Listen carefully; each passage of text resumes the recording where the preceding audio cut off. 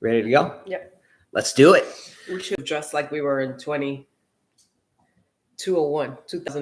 How I didn't think about that. How would we have dressed if it was 2001? Probably the same way. Probably the same way. The same way. Tennis clothes. Yeah, the same way. The hair like this. Yeah, right. A little more frizzy, because back in the days that was like the style. You don't even know what I was wearing in 2001. We'll get into that in just a little bit. All right, I'm going to have fun with this one. You're going to think you're going to have some fun with this one? Sure, yeah. Okay. Hello and welcome back to another 5K family. What's up? What's up? Really happy to be here today, by the way. It's been a rainy day for a couple of days. And after we did our last show, which was Trash Talk Tuesday, one of our longtime viewers and friends, Wayne Chia, he is in Singapore, said, hey, we've done Trash Talk Tuesday. Why not do a Throwback Thursday? So I said, you know what, Carla, I can do this. I can write this out. Let's start on it. So we spent yesterday and then after the show on Tuesday coming up with a Throwback Thursday. So how this is going to work for this show, we are going to throw back to 20 years ago. We were going to go 30 or 40 years ago. I mean, I'm 44. I said, we probably wouldn't remember much from when I was 4 and you were 2. I think 20 would be pretty good. We were thinking about doing 30 years ago, but we could do 30 next time. We could do 30 next time. Yeah. But what we're going to do is we're going to compare and contrast certain things, tennis, certain things, life, to 20 years ago in 2001. And Wayne Chia was curious about, about our past 20 years ago. So we're going to go over a lot of those things and have some fun with this one. Don't forget, if this video cuts out, we will start a part 2. Apologies in advance if that occurs. I wanted to give a shout out to a couple people. Wayne Chia, number 1, for creating this segment, or at least giving me the idea to write it. And number 2, Militia out there. She is in Serbia. And she watched a video that I made with my daughter, and we were doing some fun little drawings. And she made a video as well, and she has a toddler. And I thought hers was awesome, so I'm going to show it to you. Hi guys, Milton here. I'm gonna try these 2, my favorites, a Snoopy and a pig. A Snoopy goes 2 and 5.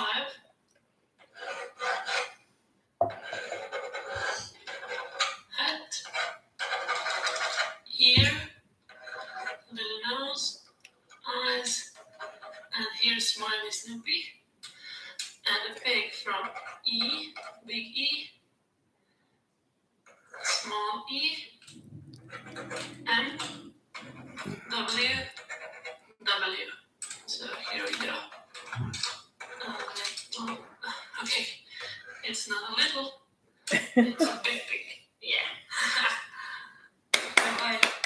She did awesome. Melita here. Excellent. That's what it's all about. Enjoyed that thoroughly. Made me smile. That video made my day. And I hope, hopefully, busy mom and the toddler are doing just fine. Okay. Also, to RG Productions. RG Productions was one of our fantasy team winners for the U.S. Open. I just sent him a message on there.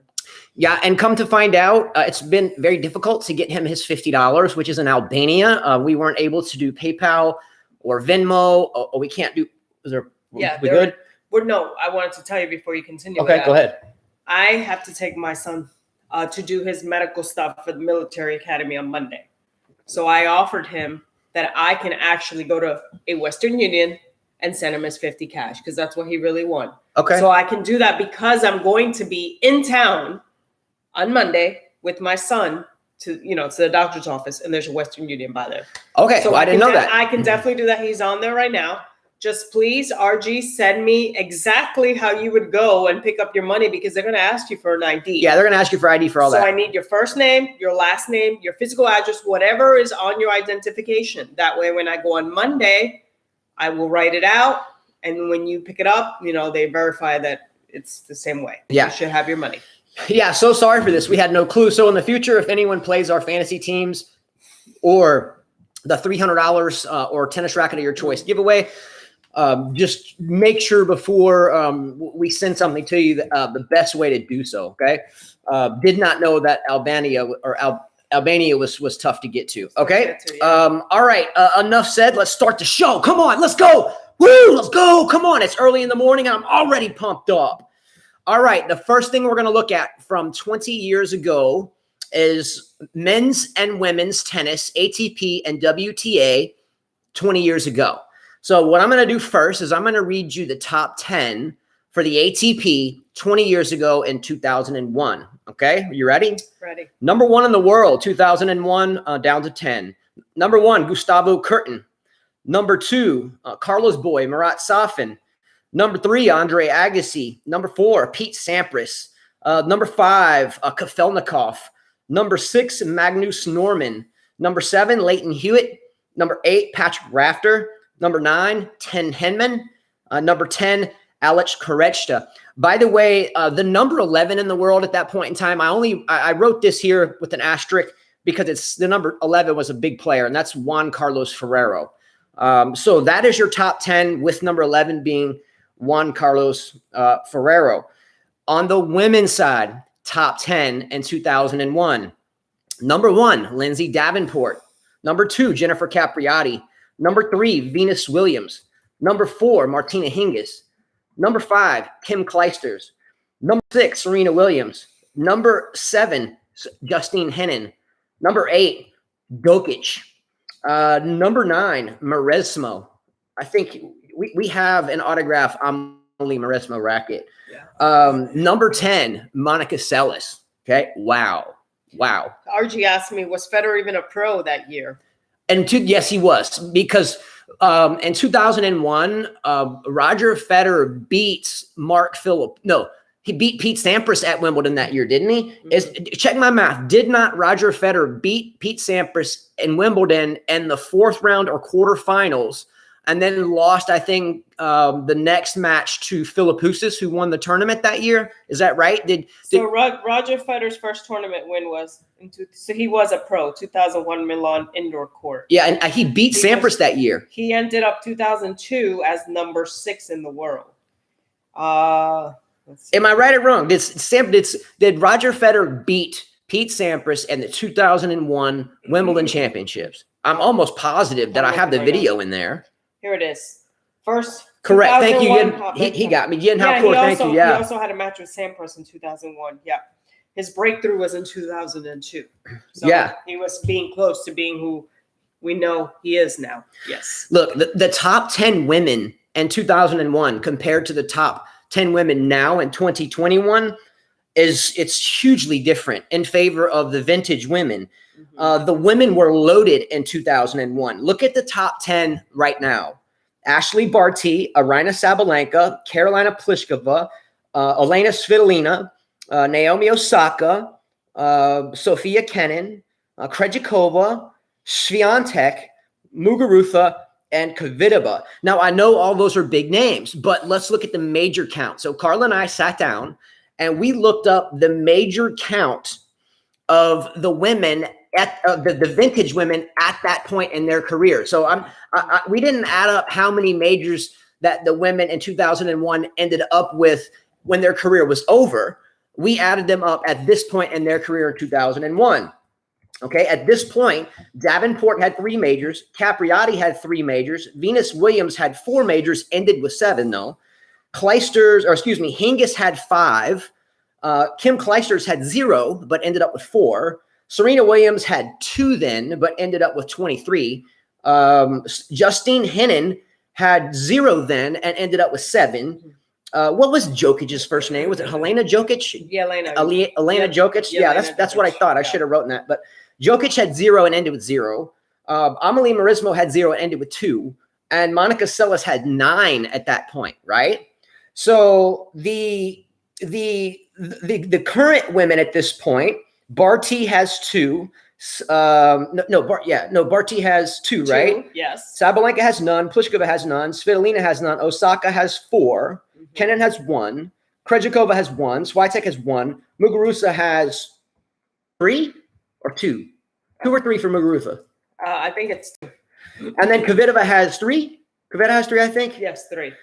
So look, the current at this point in their careers, the vintage women had 14 majors compared to 26 majors at that point in their career. With the girls back in the day had 26 majors at this point in their career, and the girls now have 14.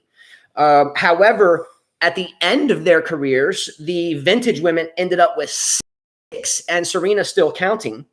And the current girls have 14, obviously, because they're still playing.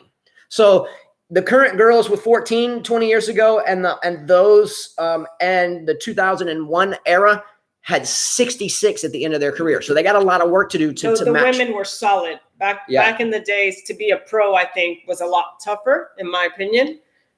Meaning my era, to be I remember playing challenges, it was tough. Everybody was very tough. I think of now, in my opinion, it's a bit easier, if you have money. Back then, there were so many hungry people. If you go back to these lists, a lot of these players were not rich. They didn't come from money. Check them out. They didn't come from money. I mean, talk about a few of them. Let's Capriati was a high middle class. I met her dad. And because I'm from New York, I got to see her a lot. She had some money, but she wasn't a rich girl. And she worked hard to make it there. Venus, Serena, we know their story. Hingis, she worked hard with her mom. Henin didn't really come from much, even so her dad wasn't even around, much. Dokic, we know her dad was an abuser, abused her mentally, yelled at her, got kicked out of a lot of tournaments. Celeste, her story. Nick Bollettier discovered her, I think. Davenport, I remember meeting her many, many times. So these women really had to work to stay in the top. The other girls, they got a lot of work to go. Marismo had a lot of battles off court with certain things personal in her life. We won't get into that. Yes, many called her, and I will say it. They call her a man. Yeah. They thought she was perhaps a lesbian. Yeah. They made fun of her the way she looked because they thought she was too muscular, which I thought was pretty ridiculous that they would make fun of her when there were women on the tour like Martina Navratilova and like Serena. Yeah. Even Celis was built strong later on. I thought it was pretty disgusting that they even would speak about her like that. And one person that would speak about her like that was Hingis. And I thought that was pretty messed up. Yeah, she had an overall bad deal, and it all began with her sexual preference, I guess you could say, and then it kind of spiraled from there. Navratilova heard the same thing. Serena Williams has heard the same thing. It's just it seems like the strongest women in the game, the most ripped up ones, have always gotten a bad rap, and because of the early onset of her revelation of sexuality, it really cost her then. She was a player that Carl and I both loved. By the way, Maresmo won a major, and I think it was Wimbledon, where she was supposed to play Justine Henin in the final. That was the semis. I got semis. Oh yeah, so she went to the final. Yeah. So she had a walkthrough to the final, and she won that tournament that year. Yeah, William Spencer said, looking at the current top 10, I can see at least 6 not winning any more slams or any at all. Let's look at this. Yeah, let's check it out. That's a great thing. Okay, Ashley Barty already has one. She could definitely win more. I agree with him on Sabalenka. At one point in Sabalenka's career, a couple of years ago, I thought, she might be able to add some variety and back it up with some of that big hitting. She's just never been able to do that. One gear player. I don't think she wins a major. Pliskova. I've wanted her to win a major for years. How about you? She won't win one. Don't think so? Svitolina definitely no. Yeah, Svitolina no. Osaka, I don't know. Osaka still has a future. But I don't know where her mental capacity is. We've seen her at the Met Gala looking just insane. By the way, someone left a comment, and I wanted to give you my take on this comment. Someone left a comment, and I think it was a James Churchill or something like that. Much love to you, longtime viewer. But the comment, I think, was something along the lines of at the Met Gala, they came up with like $1 million for charity. Maybe so, but how charities work for the ultra rich as they have tax write-offs and so forth because of charity, or the charities that they're donating to their buddies. It's their buddies' charity or their other mega rich friends' charity. So they donate to one another's charities. They get tax write-off for that or more. So they just get rich together. So I get that they may have come up for $1 million to charity, but nonetheless, the rich didn't get poorer on that deal. I can promise you. And more than likely, that money didn't even show up to the charity in the first place, and more than likely, a small percentage of it. Anyway, let's move on to the next one. Sophia Kenin, I don't think so. I think she's done with the one. Me too. Krejcikova. What's Krejcikova's first name? I feel bad for Barbara. Yes. I think she's done as well with one. I think she's at one. Swiatek, she might catch another one on clay, but I think she's a one-timer as well. Mm-hmm. Muguruza, I think she's tapped out. She's tapped out. And so is Kvitova. And Kvitova, yeah. So the vintage women are by far outweighing the current. Now, let's look at the men's side now at this point. Okay, so the current men's side: Novak Djokovic, Daniil Medvedev, Stefanos Tsitsipas, Sasha Zverev, Rublev, Nadal, Berrettini, Thiem, Federer, and Rude. Well, for me, if it wasn't for the obvious, The which is Djokovic, Nadal, and Federer, this would be a very yeah, it would be rough. Now, it would be like So and she raises a very good point. Out of the current men, there is 62 total majors in the top 10, 62 total. But if you take away the big three, you take that away, you're left with two. One being Thiem and one being Zverev, right? Yeah. No. Who are you thinking? Did Zverev win the U.S. Open? No, he lost to Medvedev. Thiem. Yes. So Medvedev, that tells you how much I paid attention to the final of the U.S. Open. I was just paying attention to Djokovic. No disrespect to those Medvedev fans. But anyway, let's leave the big three in there because that's how I calculated it out. Okay. There are 62 currently. Back in the day, 10 years ago, Gustavo Kuerten had 3, Safin had 1, Agassi had 7, Sampras had 13, Kafelnikov had 2, Magnus Norman 0, Leighton Hewitt had 1, ended with 2, Patrick Rafter had 2, Hinman none, ended with none, Korechta none, ended with none, and Juan Carlos Ferrero at that point had 1. So the current men have 62, and the men at that point in their career had 30. However, if you take away the big three, the likes of 3 people we'll never see again, the current men are left with 2, and the vintage men are left with 30. Yeah. By the way, Gustavo Kuerten, the reason I remember when I was trying to become a pro, here's the reason why I started actually enjoying clay a little bit, watching it, not playing on it. I've never enjoyed it. Because of Gustavo Kuerten one-handed backhand, which is how I was playing at that point, he made me want to sit down in front of a TV and watch the French Open, to see this skinny Brazilian guy make tennis exciting on clay, because I always found it boring. Every time someone, I think Sergei Bruguera was one of them, and I could not watch that type of tennis. To me, it was like mashing teeth. I just couldn't. But Gustavo Kuerten brought something into it and made me realize that clay is exciting to watch. So this dude, credit to him for making that happen for me. Yeah, Guga. Because otherwise, I would have never looked at Nadal and other players. Guga is a lights out player. Mm-hmm. One of my favorite number ones of all time. I agree with you. I've never been a great clay court player. I've had some bad ankle injuries on the clay, just sliding without meaning to, and then have the ankle roll over. But Kuerten is one of those players that made me want to watch the French Open. You know what I mean? Yeah, that's what I'm saying. I remember being 17 years old, 18 years old, and here's this skinny guy. Wins it, I think, 3 times. 3 times he won it. That's where his 3 slams come from. And I just thought, wow, the one-hander could do that. And at that point, I was learning the one-handed. Mm-hmm. So, it just made me want to keep watching and make me want to keep trying the one-hander, even though I eventually went back to my 2. Well, it did well for you because you have a great slice and you're comfortable letting the one hand off and your left hand off. And you actually hit the one-handed sometimes when we're hitting. Yeah. You've pulled it out a couple of times. A few, but on the run for the past. Yeah. Safin, the next one. Let's go to Safin. All right, let's go. Marat Safin, to my opinion, the one slam, he should have at least 10. Had this guy mentally would have had it in here and would have bled it more and not be such a, I feel like he's, Safin is in the category of Zverev as far as working for it, not working hard enough, could have worked harder. Or maybe like a Nick Kyrgios, somebody that had that type of talent. Yeah. That could have won so many slams. I think he won his first one, beat Sampras, and chilled out for a while. And then realized it too late that he could have won more. Because this guy was an amazing Russian player. I mean, his height, his looks, his style of play. He was a fighter, but unfortunately, he didn't work hard on the court. Could have had more slams, in my opinion. Marat Safin had an attitude problem. Marat Safin was, excuse my language, he was an asshole. He was known to be an asshole. Look at his temper tantrums on the court. He was very much an asshole, I guess you could say. Do you know a player who reminds me of, or who still reminds me of Murat Safin in a way, except Safin was way better and also kind of can get really mental sometimes, is Ernestus Gulbis.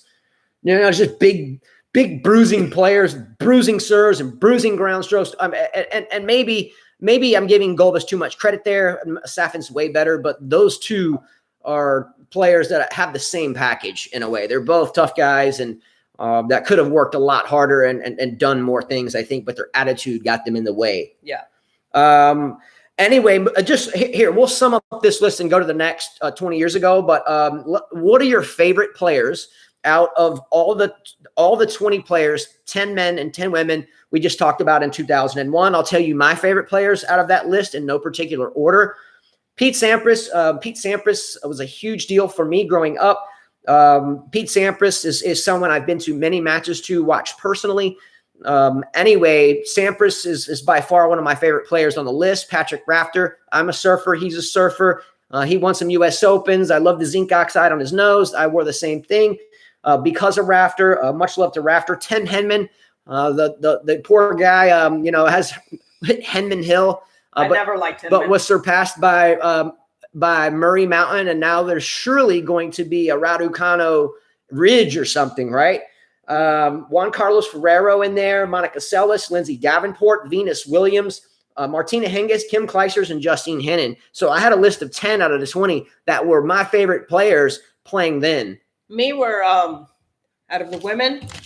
Let's see, Capriati. I love Capriati. Just because I met her so many times, and then her story, her downfall in tennis, and then coming back and winning. To me, a very important lady to watch. I enjoyed Serena Henin. I mean, all of these. There's not one girl here I can't say that I never enjoyed. Yeah. I mean, even Djokovic, I wanted her to win a slam just to prove to her dad that she could do it.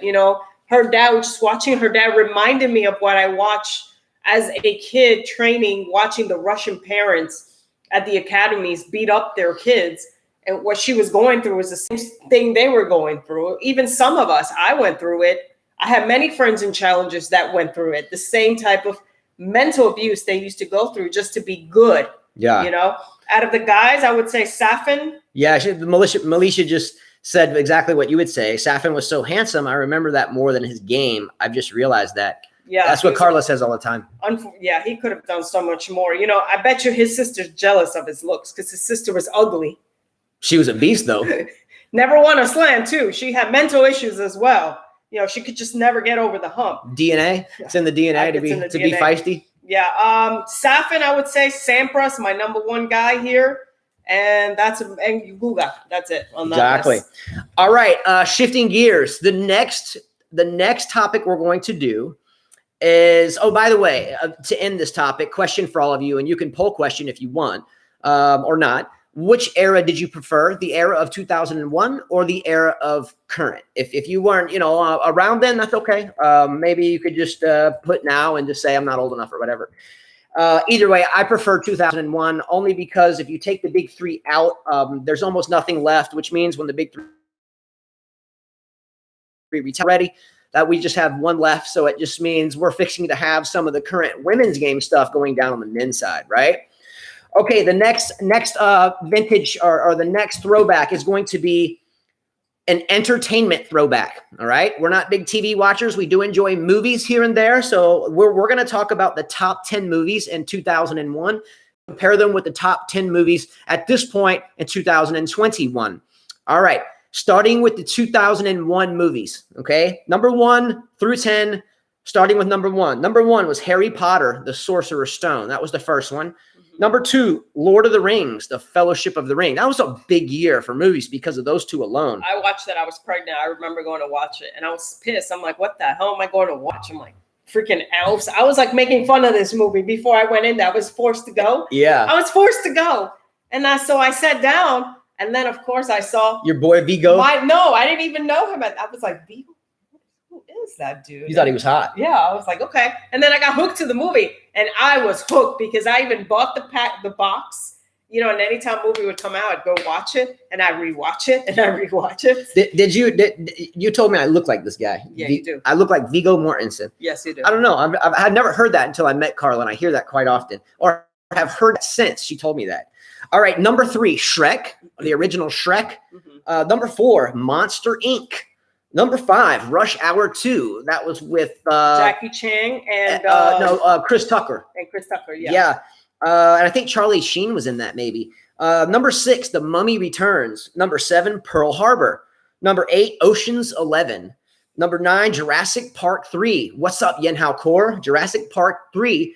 And number 10 was Planet of the Apes. Okay, fast forward to today. Number 1 currently, the number 1 movie currently, Hi Mom. Look, I'd never heard of this. We did do some research on it. Wow, it made a lot of money. It was an international movie. I think it was a Chinese movie, so it's probably great. It grossed over $800 million, nearly $1 billion. So I'm sure it was good, but I've never heard of it. Number 2, F9, the 9th movie in the Fast and Furious franchise. Oh my gosh.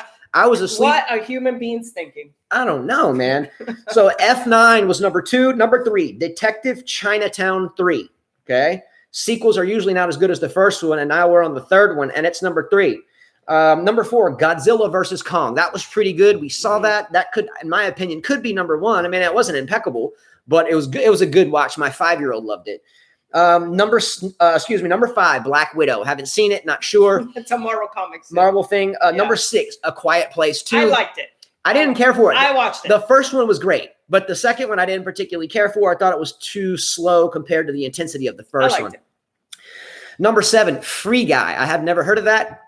Have you heard of Free Guy? No. Number 8, Shang-Chi, The Legend of 10 Rings. Haven't seen it. It seems like the Asian movies are in control this 2021. Well, I think it's statistically you can sway it in 2021 because the year's not done yet, and there's 1 billion people there, or 2 billion. So they're obviously gaining more. Do you see what I'm saying? It's not out on video yet. They're surely looking at theaters. I don't know. I don't know the equation or the formula. I just Googled it. But there's got to be some sway in there somewhere. But let's be real. If F9 is number 2, we've got bigger issues. Movie number 9, even the name is bad. Cruella. You don't know what Cruella is? I've never heard of this. It has to do with the Dalmatians. Cruella? Yes. Oh, the 101, the lady with the hair? Yes. Didn't even know that. That's it, yeah. Okay, and coming in at number 10, Chinese doctors. What the hell? What the hell, Wayne Chia? Like I've watched maybe one of these movies, but going back to the movies, if you listen to the movies you mentioned 2001 to now, it just shows you that our creativity has gone down the tubes as human beings. We accept garbage now because that's what we like to watch. Whereas before the movies, they really spent a lot of time making it. If you watch Lord of the Rings, the way it was made by the director, how long it took him. He went to New Zealand, all the stuff he had to do to create this movie, get all the cast together. Harry Potter, same thing, It took a lot of creativity. It's when we finally started seeing animation and all the stuff look real, The movies for now is just garbage. If you're going to watch Fast Furious 9, you're an idiot. Just saying. Yeah, look, the movie business now is very much correlated to, or you can make a metaphor to the current rap and hip hop industry. What do I mean by this, and why would I say that? I spent a lot of years of my life in the hip hop industry, freestyling, traveling from like Atlanta to Mississippi and different bars and getting in freestyle battles. Another story for another day. It got me in a lot of trouble too. Anyway. But rap music and hip hop music then, like the Wu-Tang Clans and the Mobb Deeps and the Tupacs and the Notorious Big, they were coming up with just new generation stuff and delivering it. You can play it now and it still doesn't get old, right? Mm-hmm. But now the current hip hop and rappers, they are talking into like a computer, and then they have someone that synthesizes it and makes their voice all over the place.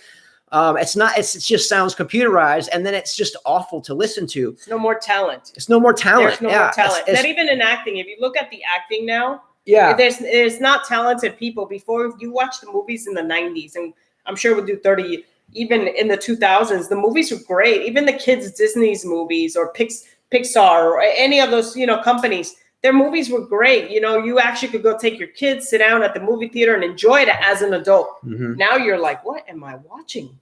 It's idiotic. We have watched a couple of documentaries recently about the current hip hop scene and so forth. Again, I'm a fan of it. I don't openly discuss it, but nonetheless, I spent a lot of time in my life in that aspect of life. Talent then would make contracts. But nowadays, as long as you have respect wherever you're from, like your neighborhood, or as long as you have some street cred and you're a good looking dude and can fit the narrative, they'll make you a rapper, right? You got the look, you got the street credibility. I want you to be a rapper. I'll give you all the stuff. Just talk into here and we'll sell you. And that's the difference. Talented was then, and now it's just, can I make you one? Right? Yeah. William Spencer says, let's keep a note of how many of your current movies aren't remakes, sequels, or Japanese. Give it another couple years and it will be anime octopus movies. He's right. Didn't our oldest son, Jonathan, who's at the United States Air Force Academy in college, he came home talking about, we should see this movie. We should see this movie. We were like, okay. We sat down to watch it. He turned it on and it was an anime movie.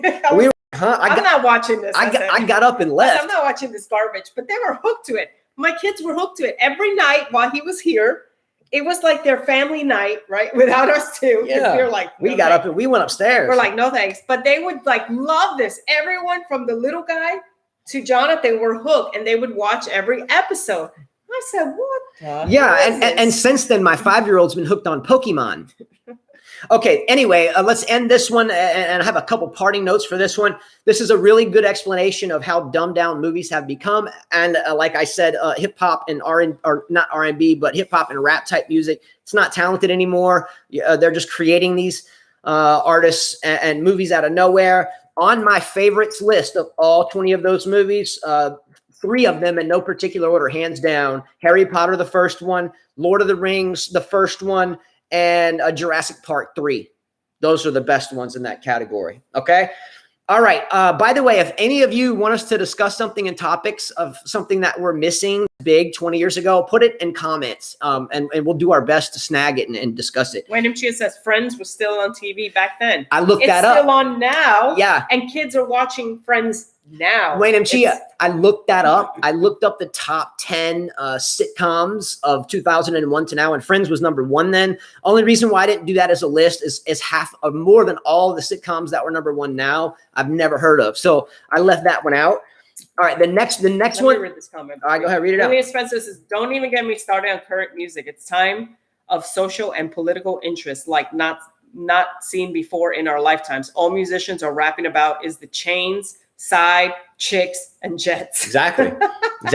They're not telling their story anymore. Yeah. It's just they're reading off a teleprompter and there's someone in the computer room that's making it into music. But the artist that's doing it has sold their soul, I can assure you. Where are the comedies in movies? I don't know.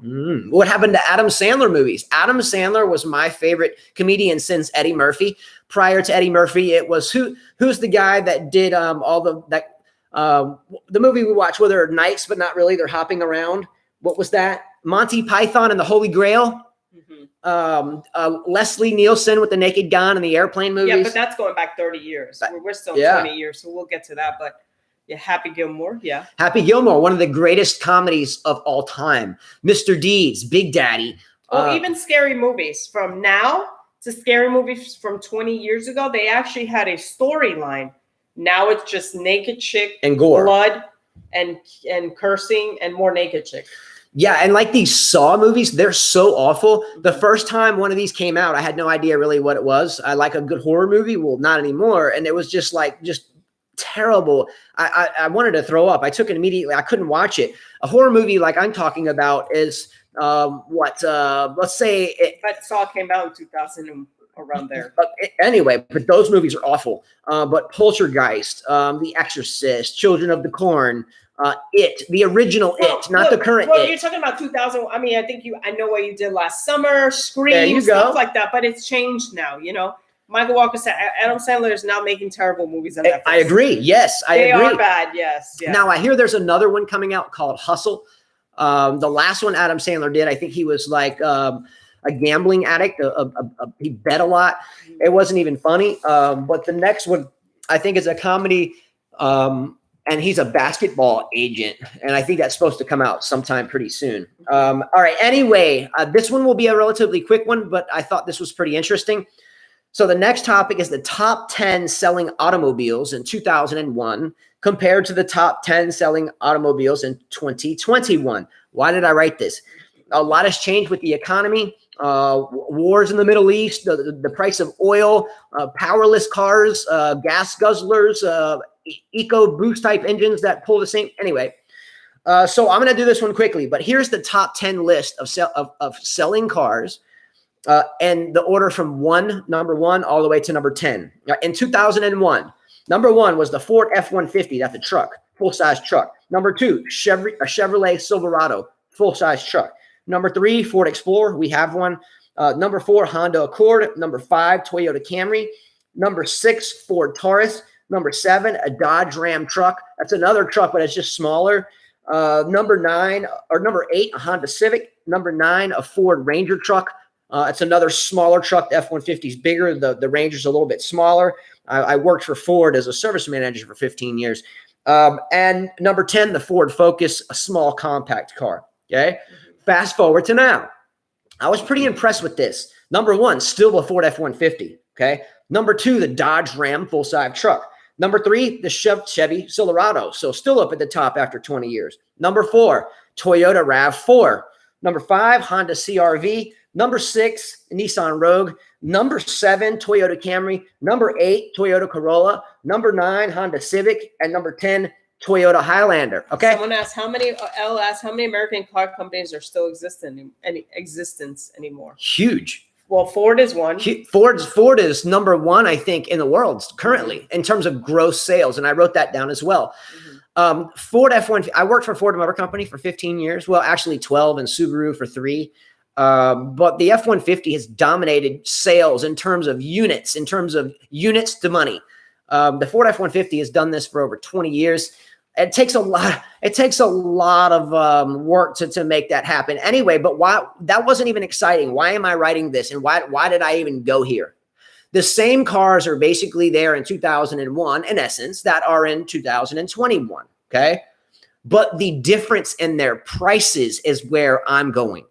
The average cost, I added up all those numbers, found out their median cost and divided them by 10. And the average cost for that group of cars then was $28,500.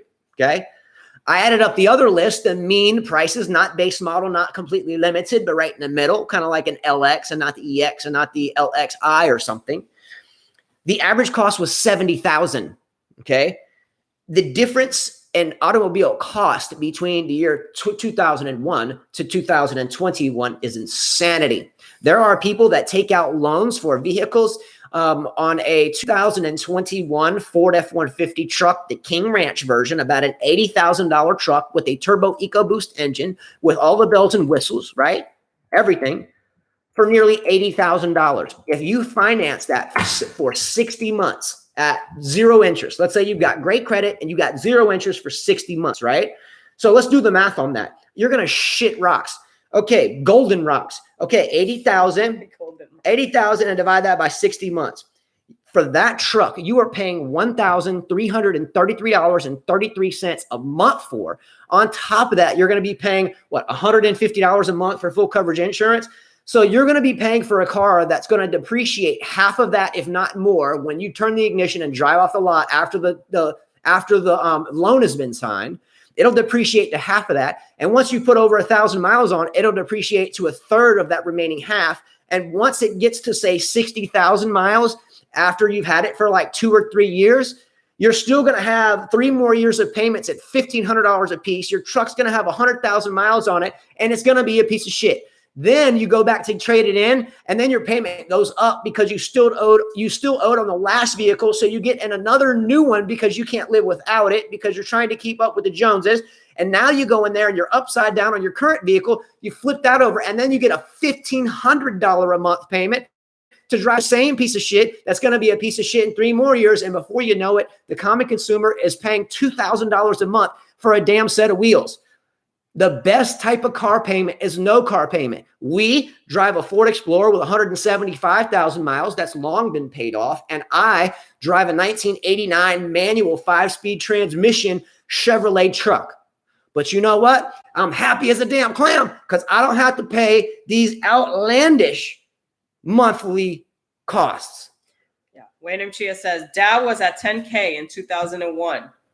Put in 10K then, you would have 35K now. Good one. And William Spencer says, think I'll walk. Yeah, wouldn't you rather walk? Yeah. $1,500 a month? That's a mortgage payment. Yeah, and okay, so Carla and I, by the way, have needed a new car for 5 or 6 years, but we just can't afford it in a way. And we just can't afford it, number one. So number two, we just fixed the old one, but I look sometimes just in case, oh no, if something happens, what do we do? Luckily, we live on a small island, and the tennis courts we teach at are just right up the road. Anyway, so if the average mean cost for like an SUV, and I just picked a Toyota 4Runner, right? So I just picked a Toyota 4Runner. They're about 60,000, okay? 60,000. And let's say broke folks that can't pay it off and the payments, if $1,000 are too much, we try to stretch that loan for longer. So you stretch it out to like 72 months. Now, 72 months is 6 years. Could you imagine paying on a damn car for 6 years? But anyway, divide that by 72 months. So if Carla and I, the majority of the time, struggle a lot, if we go into a car dealership and think about buying a $60,000 car and stretch that payment out over 72 months, our payment would be $833 a month, not including mandatory full coverage insurance that will put another $150. That's crazy, over $1,000 a month to drive a car. In 2001, it was 20% of that. If you live in New York, you can walk. If you live in New York, for sure, you don't need a car. I don't know why New Yorkers get cars because they barely use them. And then when they drive on the highways or on the roads, they have so much rage with. I've seen my best friend. I got in the car with her. Move, move. They all tap each other's car. They all bump into each other, and then they don't have insurance. If in your city, you don't need a car because there's trains, there's buses, there's ferries. There's also all sorts of things.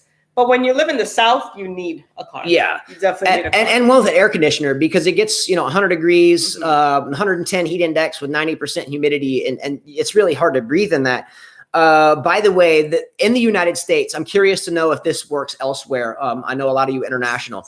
Here in the United States, there's a saying, you got to keep up with the Joneses. What does that mean? Okay, so if my neighbor goes and gets a brand new $70,000 truck, I got to go one up them and go get a $75,000 truck that looks better than his. And the neighbor down the street's like, oh, everybody's getting new trucks. I got to get a new truck. Oh, now the new thing is golf carts.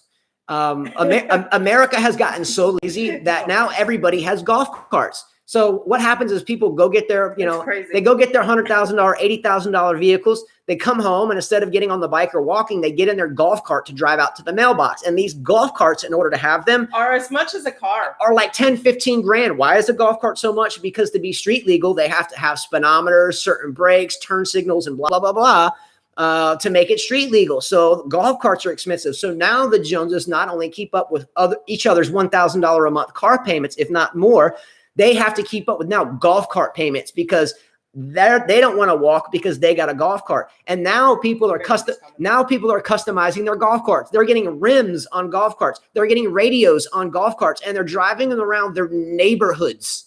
That's how lazy the United States is currently. William Spencer said, I'm a big fan of waiting a couple years before buying things, either secondhand or new, but not current model. I can live with not having the latest phone, etc., for 50 to 70% off. I'm the same way too, William Spencer. For me, it's hard to buy something new. I rather wait until it's super discounted. And even if we needed the car, I would tell them get a car with a lot of miles on it, not as much as we have now, just to get it cheap. Wyndham Chia says, in Singapore, our car cost about $100K and you can only use it for 10 years. Ridiculous. L. Noor says, William Spencer, the way gas prices are rising at $3.99 for regular, you may have to walk or bike. Michael Walker says, I bought my dream car in 2004, Mercedes E55 AMG. It was over $100,000, but it's been paid off since 2009. Good for you. Wyndham Chia. It's a nice car, Mike. Wyndham Chia says, F the Jones. I'm with you. Yeah. In Singapore, Mercedes costs at least $250,000. Nice car, Mike Walker, for sure. Nice car for sure. If I could choose one car to have, again, I don't like fancy things. I don't want the Joneses. I just want something simple. The one car I would love to have, I have it. It's an '89 Chevy truck with a manual 5-speed transmission. I've got Line-X all over it. If anybody knows what Line-X is, it's what people put in the beds of their truck. It's like a rough material. It's called like a rhino liner. So I had my whole old truck sprayed in Line-X. So it feels like sandpaper, but it's paid off. I think it cost me like $4,500 when I bought it, and she's still going strong. So I'm happy as a clam. Okay. That's all I want. And because we have 5 kids, hence the name 5K, I guess if I had to choose a 5 or a 7-person car, it doesn't matter. As long as it seats us all and it's got an air conditioning, we're good. That's the car I want, as long as it's paid off. Mm-hmm. Okay, next topic. From 2001 until today, and this is a big damn topic. This is a big topic. We got to get involved in this topic. This topic has to do, in my opinion, with the laziness of the United States now and other places in the world, and as well as the demise of American tennis, especially on the men's side. Okay, and that is the evolution of the cell phone, the evolution of this. Okay, let's talk about that. In 2001, the mainstream cell phone was introduced. Okay, before that, we had bag phones and these huge things you would carry around. If you made one call just to show off to the Joneses, it would cost you like $20 or something. So the mainstream cell phone, the little Motorola flip phones and stuff started to come around at this point in time. Okay. The payphone and pager age, the age before the mainstream cell phone, Motorola Razr, things like that, the LG Chocolate, these things, if you remember them. The era before that was payphones and pagers. Now, pager, I had many. I at one point in time, I had 3 pagers, and I would get the clear one and I'd swap it out with the blue one and put the clear clip on the brown clip. And I would get paged, and I would go to the payphone to call my people back. And you would have to use the payphone return number to put in, but then you have to go to the payphone that only had the return number there, and you'd sit by the payphone and wait for your call to come back. Do you remember these days? Yeah. Okay. So, in 2001, hardly anybody had a cell phone. And if so, you were keeping up with the Joneses, and it was just a simple thing. Well, I remember the cell phone. It wasn't a smartphone. It was a cell phone. Just a cell phone. Yeah. I had one. The evolution of the cell phone. I bought it just as when the beeper was dying. Yeah. I bought a beeper. I paid it for myself. And I remember I went to go get my cell phone. I think it was like AT&T was the company. And they said, because you're young, you have no credit, you have to leave a $400 deposit. Yeah, we all and had I to was do that. Working, so I did that. Yeah. To have a phone. But my phone bill was ridiculous. It was like $200 a month. Exactly. So Eleanor says, I can't remember the last time I saw a phone booth, maybe the airport. I was in the airport recently. I didn't see a phone booth in there. I saw a place where I could charge my cell phone. I was picking up our son. I didn't see a payphone. Mm-hmm. But in 2001, just regular cell phones, they just started to come out, and they were crazy expensive. In 2021, there are billions of cell phones that walk the face of the earth that bring us up-to-date news, lots of it fake news. Okay. That's what I thought, Michael Walker. Me too. I had a phone that's what I would say. It was like 2001. I get it. The mainstream cell phone, I had a cell phone, I think in like 96 or 97. But not everybody could afford that. I was doing things I shouldn't have been doing to be able to afford that, because I know my mother sure couldn't have. I got into some trouble, and I'll talk about that later, because that's where we're going to go with where were we 20 years ago. I'm going to tell you where I was 20 years ago. You've heard this before, but I'm proud of it. It made me a better person. Everyone was beginning to carry a cell phone in 2001. In 2021, billions of cell phones walk the earth, bringing us up-to-date news, lots of it fake, and everything one can imagine in the palm of your hand without having to leave home, and have best friends that you've never met, literally. What do I mean by this? We have watched this show before on MTV, and it's pretty much just junk. And we don't watch a lot of TV, but it's something to fall asleep to. We'll stop sometimes on the show called Catfish, and it's always about a couple that's looking to meet one another that are devastated because they broke up, but they actually never met. This is the problem, and I'm going to rant about it. How in the hell can you get heartbroken and distraught over someone that you'd never damn met? How in the hell can you say you are dating someone seriously if you've never damn met? Do you want to know, Carla, how I was turned down for the very first time in my entire life? I was in 10th grade, and I was in Virginia Beach, Virginia. And there was a little dance. There was a little school dance. So there was this girl, and her name was Megan DiGeronimo. She was, dark complected, dark eyes, dark hair. She was like Italian. I've always liked dark hair, dark eyes. I've always liked these dark women. Anyway, I liked them then. So everybody liked this girl, Megan, and I was too embarrassed to ask her anything. So I wrote a note, right, and asked her to go to this thing, and I put it like in her little, it's like a box that we had to put our books in. So I put it in her box, and I ran to the bathroom. And I ran to the bathroom because I could see inside the classroom from a window up high in the bathroom. And I saw her go get the note, right? She got the note and opened it. She started laughing and brought it to all of her friends. And they were at recess. We were at recess. I was 10 years old, and I showed her passing the note around to all these girls. They were all giggling. Yeah. So I stayed in the bathroom the whole time. So then I finally had to go to class. I finally had to go to class, and she was in that class. And you know what happened? She came up to me, and she had the note in her hand. I thought she was just fixing to like laugh and giggle, and all the other little girls were giggling. But you know what she said? I'll go with you. Let's go. Come on, boom, boom, boom. 10 years old. I was a Mac Daddy back at 10. Yeah. I remember when I got my first kiss. Oh my God. I was 10, and I was in Mobile, Alabama. We moved from Virginia when I was 10 and ended up in Mobile, Alabama. And I was watching the movie Big with Tom Hanks. Do you remember the movie Tom Hanks, Big? Mm-hmm. Girl's name was Carrie. I won't say her last name. I won't, but she wouldn't be here anyway. Could be, small world. And when we go to the movies, we went to a $1 movie. You'd pay $1 and get to go see any movie. And at that age, if you had a girlfriend, she would sit on your lap in the movies, right? You sat the whole time. And so she was sitting there, and I was the inexperienced 10-year-old. Everyone else had kissed before. At 10? At 10, yeah. What? Did you guys kiss at 10? Oh, I did. Oh my God, are you serious? I had my first French kiss at 11 or 12 at camp. What? Yeah, and in 8th grade, I was at Azalea Road Middle School. In 8th grade, changing classes, I kissed the same girl every time, and she was an Asian girl.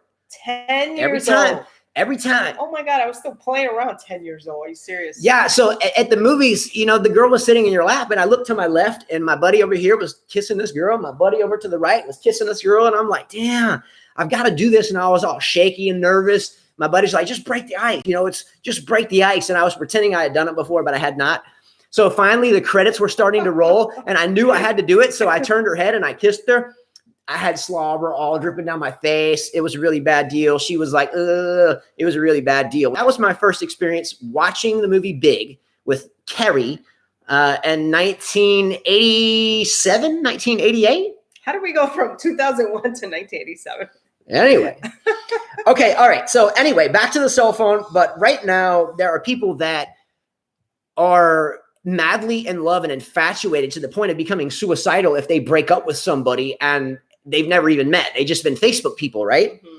The obesity pandemic, I think, is directly related to the cell phone, okay? Mm-hmm. When I was a senior in college at University of South Alabama, I did my dissertation, and the thesis was the amount of parental time spent with children and its correlation with increased body mass index, BMI, right?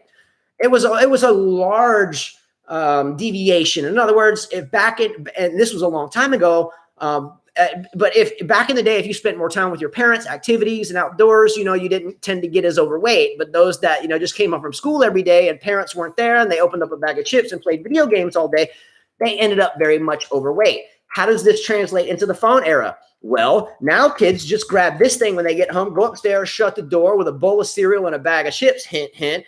And then they do nothing. And then when you go try to tell them, hey, can you come take the trash out? They're all pissed off because you interrupt their stupid game. Hint, hint.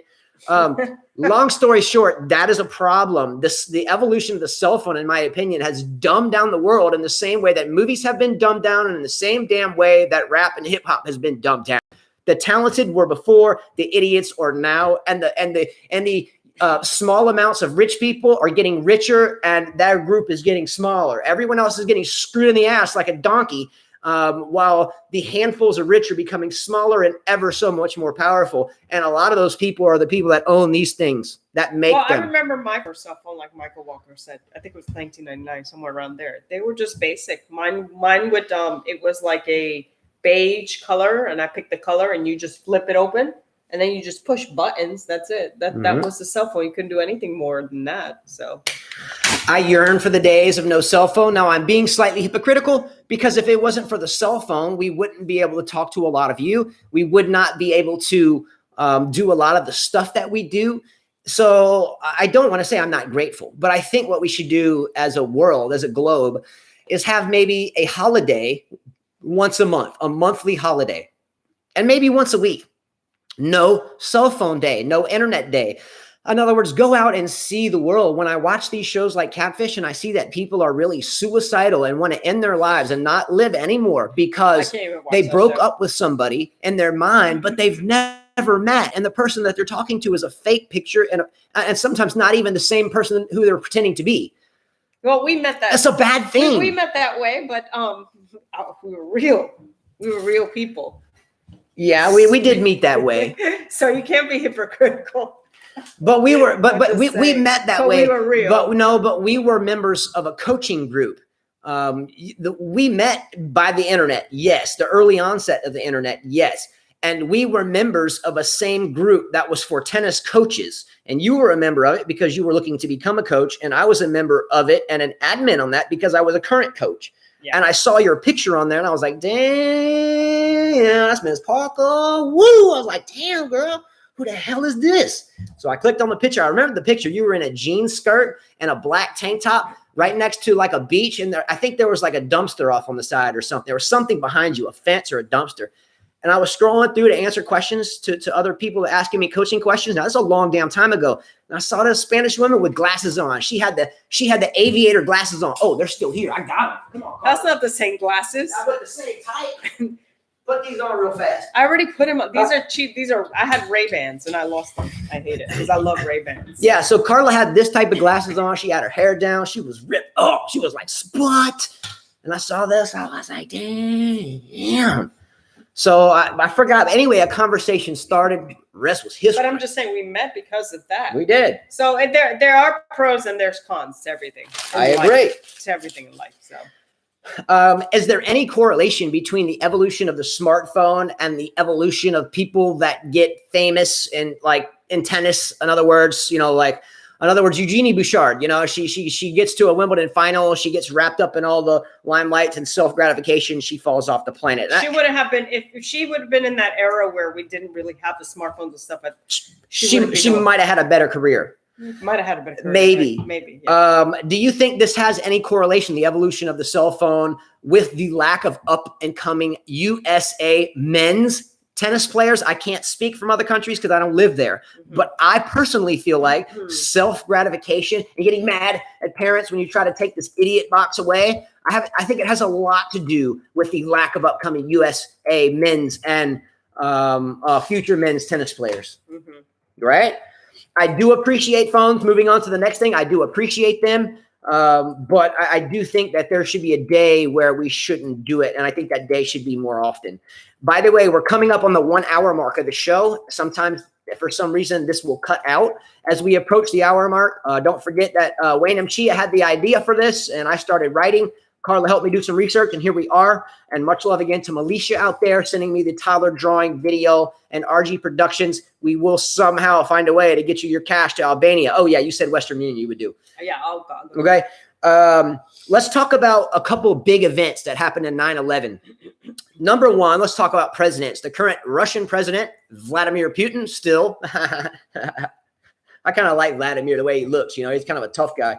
But if I had to live in a country where the same president was the same president for X, trillion years, I think I would probably get burnt out of that. The U.S. president in 2001 was George Bush. Dale Earnhardt, a famous NASCAR driver, died in a crash. We had the Enron scam. We had a terrible Ponzi scheme at Enron. If you haven't heard of this, Enron was the biggest Ponzi scheme of all time. Thousands of people were left without their retirements that they had invested in for years. People that had worked for a certain company for 20, 30 years and that were retiring thinking they'd have a big pension set up for them. It was zero. The Enron scam was a really, really deep Ponzi scheme. What is a Ponzi scheme? Ponzi scheme is where investors or people will get investors to invest in their business.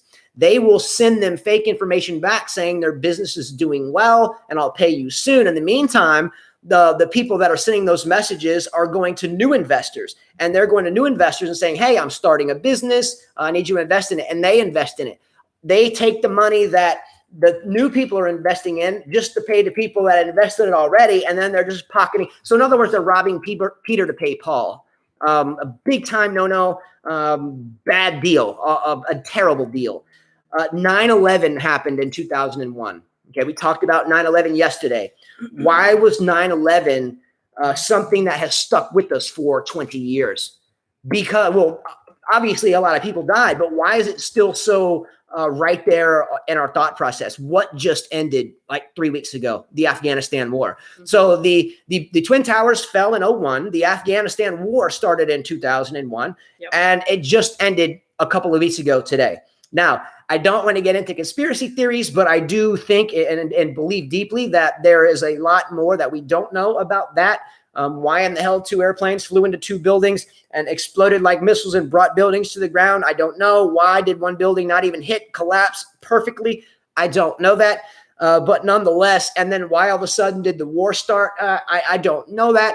But I'm smelling a little bullshit. There's a little bullshit out there. It's a little. It stinks like shit. You know, there's an old saying, if it walks like a duck, quacks like a duck, talks like a duck, walks like a duck, acts like a duck, it's a damn duck. If it smells like shit, looks like shit, it's brown, pretty kooky, you know it's a freaking duck. Do you understand what I'm saying? So there's a little and 9/11 in terms of why it happened, what happened, and the whole past 20 years because of it. I won't get into that here. Good comment, Wayne M. Chia. He said 3,000 died in 9/11. Nowadays, over 2,000 die of COVID each day. That's deep. Yeah. Comment of the day so far. Let's repeat that. 3,000 people died on 9/11. RIP. I mean that. Eleanor says Bernie Madoff. Yes. She pulled it out. Ellie, yes. Bernie Madoff was another. Bernie Madoff was another. That's right. Freaking sleazeball. Same thing, Ponzi schemer. I think he was fine. I think Bernie Madoff was being investigated for the same type of things as Enron and had some ties to that, by the way. But Madoff was like the mastermind of the Ponzi schemes. He was finally indicted and pled guilty, I think, in 2009. Subsequently was sentenced to 20 years in prison. And I think, check my math, I think Bernie Madoff actually died in prison. And you know, I don't wish ill will on anybody, but Bernie Madoff destroyed the lives of thousands of people, destroyed them, put older people on the street. They had nothing. Do you believe in karma? Yeah. You believe in karma? Anyone believe in karma? Great comment, Eleanor. All you needed is 2 words, Bernie Madoff. Exactly. Spencer says, subtle way of saying someone maybe accidentally blew them up, maybe, allegedly. Yeah. I don't know. Yeah. Madoff's lesson, Wayne M. Chia said, if it looks too good to be true, it's good to be true. It is too good to be true. Yeah, exactly. Can everyone remember where you were when that happened? I think we told everybody that last show. Remember where you were on 2011. I've said this before. I was in prison. I made a stupid mistake, learned from it, you know, got out, graduated from college. My life is good. But you mean 2001? 2001. I was there. I think you said you were Orlando? I was in Orlando. Okay. And don't forget, after the 3,000 died and the 9/11 bombings or whatever, that millions more have died in subsequent wars, Iraq, Afghanistan, the Middle East in general. Millions of more people have died, lost their homes, and lost everything for those buildings. I didn't know that. Wait, no, he said, do you guys know that most of the Madoff victims got back most of their money? Did not know that. Well, good for them. Very glad to hear that. That's great news. Awesome. The big problem with 9/11 was bigger than all of this. It created a racial issue. Prior to 9/11, most people in the United States had no problem with people from the Middle East. But after 9/11, there became a racial barrier between anyone that acted, walked, talked, or dressed or did anything that pertained to people in the Middle East. It caused a racial issue. That was one of the biggest fallouts outside of the millions of people that have died in 20 years of wars, plus the 3,000 that died. It created a very tightrope racial barrier. After 9/11, if people saw people from the Middle East, they would be scared, right? They'd be like, "Whoa!" Yeah. They wouldn't let them on airplane flights. Okay, everything changed. Everything changed after 9/11 as far as traveling. I remember, like I told him, the tourist industry got hit really hard. No one was traveling anymore because they were scared to go through the airports. Before we would able, you didn't have to take off your shoes. You didn't have to take everything. Walk through metal you didn't have to put stuff detectors. in bags. You don't have to have certain amount of liquids in ounces. You Yeah. know, certain ounces. Everything changed. Just everything. You know, I feel like people became united, but then if you were Middle Eastern, you were racially profiled. You pet profile, yeah. Yeah. Police would pull you over. Yes. And by the way, some of Carla and I's best friends, honestly, and some of our students that we've had for a very long time are of Middle Eastern descent, India, Pakistan. Yeah, and I felt bad for them. You felt because bad for them. Where I remember where, we had to work, and most of the people that we had this was before I met him, we had booths stationed out in different hotels, and most of those hotels were owned by Middle Eastern people, and they were suffering from it because people wouldn't come to their hotels, or they would lash out at them. So it was a tough time after 9/11. Very tough time. Yeah. Very tough time. And I think you were teaching us, no, I forget. Anyway, but yes, it changed the world dramatically. So the next thing that we're going to get into is where you were and where we were. And we'll go through this one relatively quickly. So where was I in 2001 and where was Carla in 2001?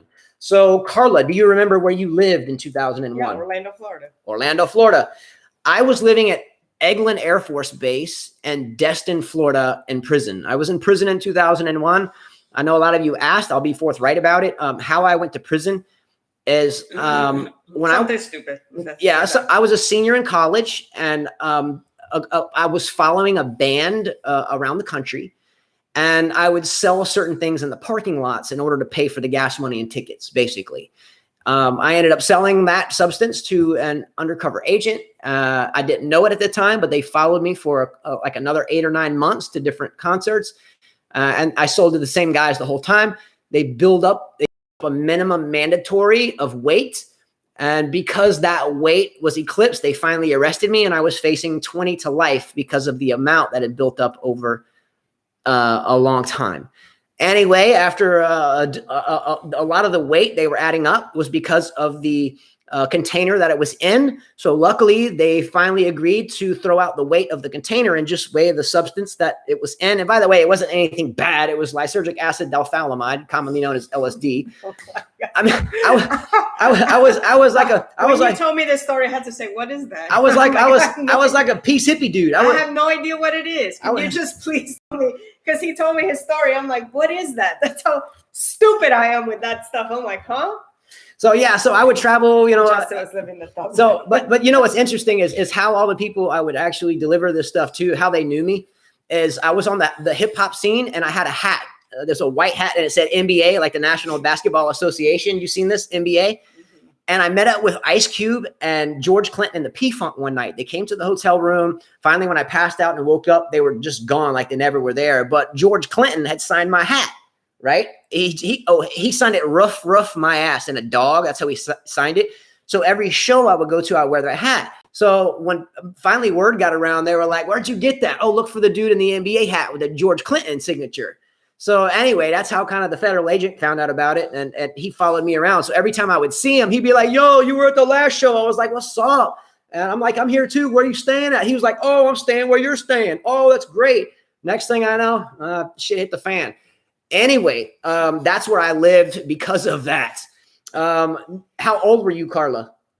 I don't know, 22. 22. She was 22 in 2001. I was 24, 44 now. How many kids did you have in 2001? I was pregnant with my first one. Pregnant with first, so we had no kids. Occupation. Where did you work in 2001? Well, at that point, the 9/11 happened. I was working at Sheraton Vistana Resorts in Orlando. That's funny, William. That's funny. Hilarious. Yes, you are correct. Kids in chat getting the thirst. Yeah. I was working in the hotel industry. And then after 9/11, I would be the one selling you tickets to go to all the theme parks. Yeah. Disney, Magic, Epcot, whatever, all that stuff. What kind of car did you drive in 2001, Carla? Suzuki Esteem. A Suzuki Esteem. Green, yes. I was pushing a lawnmower for 13 cents an hour just so I can make a phone call at the end of the week. How long did they follow you, Justin? Okay. So the very first time I knew something was wrong, I was still too dumb to understand this. I would meet this guy at a hotel, and every time I would leave, there would be this same red Ford Taurus behind me. And I would leave out of there, and I'd look in my rearview mirror, and I wasn't paranoid at that point. I had no reason to be. And I would look up, and I'd see the same red Ford Taurus. And okay, the next time I'd meet him up, there's that same red Ford Taurus. And I go to a show, there's that same red Taurus. And it wasn't the guy that I was meeting in it. I'm like, that just seems peculiar. So I was about to go on a concert tour, and I had just gotten a big amount. And this guy calls me, and he says, I want all of it. And I'm like, holy shit, that's a lot. So I'm like, okay. And it was the most it was a big deal. And so I'm like, okay, good. I don't even have to go on the tour. I can just go have fun, whatever. So I went and meet the guy. And anyway, long story short, it was about 8 months that had gone from where I had first met the person until when I got arrested. I was in college. I was a senior in college and near the top of my class. And I was in an auditorium class. I think it was history of psychology. It was psychology 401 or 404 or 410, something like that. And I sat in the front, and I'm sitting there and I'm studying. I was a good student. I just did it to pay my bills because we didn't come from much. I mean, my dad was a doctor, but my mom and dad split up when I was young, and he always kind of looked out for my sister, not really me. Mm-hmm. So it was just kind of me and my mom. So I was doing it just to do what the Joneses were doing, right? That's the only reason why I did it. But I was sitting in there, and all these agents came walking in suits and DEA jackets. And I'm looking up, and I'm like, damn, that's kind of odd. Wonder why they're here. Just thinking to myself with 200 other people looking. And they say, is there a Justin in here? And I knew my name was Justin. And I'm like, well, I know they're not here for me. I didn't do anything wrong. And I'm looking around. No one raising their hand. They're like, is there a Justin Davis in here? And I'm like, that's me. Raised my hand. They stripped me up, cuffed me. Went outside the humanities building, and my car was sitting on the back of a flatbed already. They had already towed it. Mm-hmm. But anyway, all in all, the only reason why I bring this up is because there are millions of people in jail right now for the same type of thing. Victimless crime, no weapons, not hurting anybody, not breaking any laws outside of having fun at a concert and have a peace, love, and happy thing. You're not going to go shoot anybody if you take lysergic acid diethylamide. You're going to be hugging them or laughing. But anyway, yeah, they made a big deal out of it. It was a huge freaking deal, a huge deal. But you know, the cool thing about the end of this is the district attorney that put me away into prison ended up being Carla's doubles partner in tennis. So after I got out of prison, I finished college, got back on track, got into coaching, finished my degree, top of my class, or not the top, but near the top, long extended break. Got my coaching certificate, got my bachelor's of arts from university, and then met Carla. Carla, come to find out, was our district attorney, or the district attorney that walked me up in front of the judge and looked at me in the face and said, "You're the dumbest crook I've ever met." That put me away for 66 months was her doubles partner, mixed doubles partner. So when I met her, I'm like, who is your district? Who is your mixed doubles partner? The district attorney. So anyway, long story short, though, is I have met up with that district attorney. He's been at my house. He comes to eat. Here a lot. He comes here and eat. He is a great friend. He is a great friend of the family. Carla's father is a great friend of him, and he's a good tennis player. So it's funny how the world works. I go to jail. I come back. A lot of years later, I meet Carla. Tennis is once again back in my life, and her doubles partner is the district attorney. Interesting. Okay, do you think you are better off now than you were in terms of happiness from 2001 to 2021? No, I'm better off now, obviously. Way better off now, for sure. Tell you what. Eleanor said, Jay-Z sold drugs. He's now married to Beyonce.